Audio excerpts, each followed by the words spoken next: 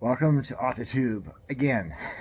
So this video, I'm going to try to keep it brief. It was prompted through a Facebook exchange on an authors group that I'm a part of. And it was talking about editors, right? So I thought, why not make a video about what do you do with your editor's edits, right? Like what do you accept, what do you reject, that kind of thing. So to keep it very simple, we're going to put it in two categories, okay? Beginning writer and more experienced writer, okay? So if you're a beginning writer, step one, you need an editor, like an actual editor. Okay, beta readers don't count. You need an editor. And the reason for that is because you are learning the craft and the editor is your teacher. That's part of their job, is to show you what is wrong, why, more specifically, why it's wrong, and then therefore going forward, you don't make the same mistakes again. So their job is to teach. So if you're a new writer or even a year in, 2 years in, that's fine. I would definitely have an editor because you still need to learn. It all takes time. It's one of those, do by practice crafts, right? And you get better and better as you go along. And you can speed up your progress for your editor by when you're reading, whether it's fiction or nonfiction, but if you're writing fiction, then of course fiction is more applicable. Instead of reading it just for pleasure, pay attention to what the author is doing word-wise. Like, how are they constructing their sentences? How are they constructing their paragraphs? How are they doing their dialogue? What is the punctuation like? Like, in other words, do it as a study, right? So then therefore you could take the lessons that you learn from a pro author and then apply them to your stuff, which in turn will make your editor's job easier and the corrections a bit minor by comparison to instead of just sending it in, as is. So use an editor. If you're a beginning writer, you need to learn this is how it is. It's worth any cost that you put out there. Just make sure whoever you're paying, of course, has credibility, a list, a backlist of clients, that kind of stuff. So you're not just dealing with some, Joe Schmo you just met. Okay. Now, in the second category, if you're a more experienced writer, okay, then in that case, your self-editing skills over time have improved, right? So you can go through your drafts and where the problems are mechanically because just from experience. So then when you give it to your editor, me personally, when I give my stuff over to my editor and then I get it back, overall the edits aren't terrible. And I accept about 95% of them because I trust my editor to go over stuff that, I overlooked. In terms of the other 5%, that falls kind of under the taste preference category, whereas, like, for example, they might suggest a sentence that's different than what you have, even though they both convey the same message, right? That's just a taste thing. So there's no such thing as right or wrong in that particular scenario.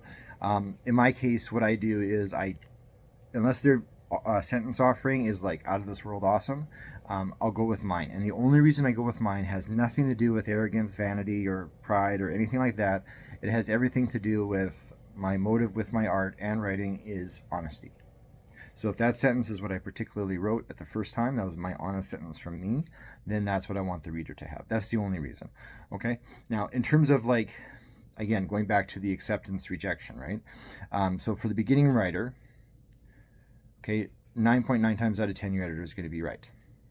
So just go with it. Even if it stings, even if you don't like all the red, you're learning. So take that approach. Okay. And then part of the editor's job, though, as encouragement, is after they hand you back the edits, part of their gig is to be available for questions. So if you have a question about what they did, or like, why is this edit here, or why did you suggest this, or why this, or or why that, then their door is supposed to be open for questions. So then you could take that edit that you're not sure about or even disagree with, and you can go to it with them and say, hey, what about this part on page 47 or something? And then they'll explain it to you. And then what that does, if you have an open mind for learning, is now you have the why.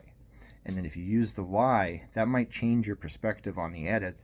And then you may entertain the idea of making the necessary adjustment or adjusting it accordingly with new words for yourself instead of, say, using the editor's words, right? But regardless, you still adjusted it. So that's one option there. And then the same for the seasoned writer, right? It's the same idea. Like, we trust our editors to know what they're doing, but every so often an editor messes up and they make a mistake. And, they'll put the comma in the wrong spot or whatever, or the correction would be unnecessary.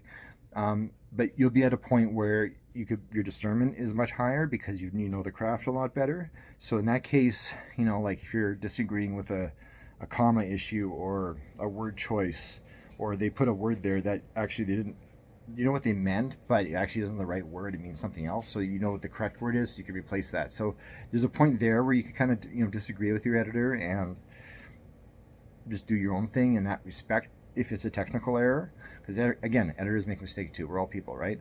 So in the end, in summation, for both sides of the fence, listen to the editor, okay, especially at the beginning, because they're an editor for a reason. That's their job. They're a teacher. They're there to help you. Their job is not to write the book for you. Their job is not to fix the book for you. Their job is not to do anything in terms of an overhaul, nothing like that. You cannot rely on them to basically take on the stance of a co-author. That's not how it works. Their job is just for you to do your best, do at least 3 or 4 drafts, and then give it to them. And then their job is basically just to, again, spit shine the thing, like I always say, and that's it, right? And then you have the edits and away you go. So anyway, that's the brief message for today. If you're new, listen to your editor, because they've been around, they know what they're talking about. If you're much more further down the path, again, listen to your editor. But if there's a disagreement, you could always contact them and say, like, well, and debate the mechanics of it or whatever. Okay? So hope you found that encouraging and / a stance on it. And again, the new generation of writers seems to forego the editing step in terms of having an editor because of like cost. Well, here's one last thing is simply this. If you forego the cost of an editor, okay, and then you give it over to a reader, and the reader is going into all sorts of clunky writing or just missing words or bad punctuation, which again makes clunky writing, they're not going to come back for you again.